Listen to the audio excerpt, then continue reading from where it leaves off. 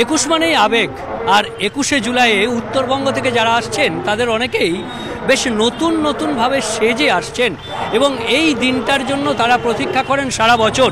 আমরা দেখছি যে একেবারে শহীদ স্মৃতিতে মাল্যদান করবেন, শহীদদের তর্পণ করবেন এবং শহীদদের শ্রদ্ধা জানানো। এক অদ্ভুতভাবে শহীদদের যে নাম, সেই নাম লেখা জার্সি ধর্মতলা চলো।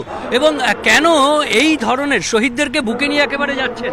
শহীদদের বুকে নিয়েই তো আমাদের দল তৈরি। যে আন্দোলন ছিল বামফ্রন্টের বিরুদ্ধে, সেই আন্দোলনে যে শহীদ হয়েছিলেন 13 জন, এই আন্দোলনের জন্য শহীদদের আমরা প্রতি বছরের ন্যায় এই বছরে এসছি। কি শুনতে চাইছেন দিদির কাছে? দিদি এমন মন্ত্র দিক যাতে আমরা 26-এ আমাদের এনার্জিটা পেয়ে যাবে এবং আমরা 26-এ ভালো করে দিদিকে আরো বেশি থেকে বেশি এমএলএ দিয়ে সরকার করতে পারবো, এটাই আমাদের কাছে বলতে। অর্থাৎ হাসিমারা থেকে যারা এসছেন, একেবারে ভুটান সীমান্ত থেকে বাংলার এই 21শে জুলাইয়ের আবেগ, সেই আবেগকে বুকে নিয়ে তারা এসছেন। একদম শহীদদের নামাঙ্কিত জার্সি পরে এসেছেন।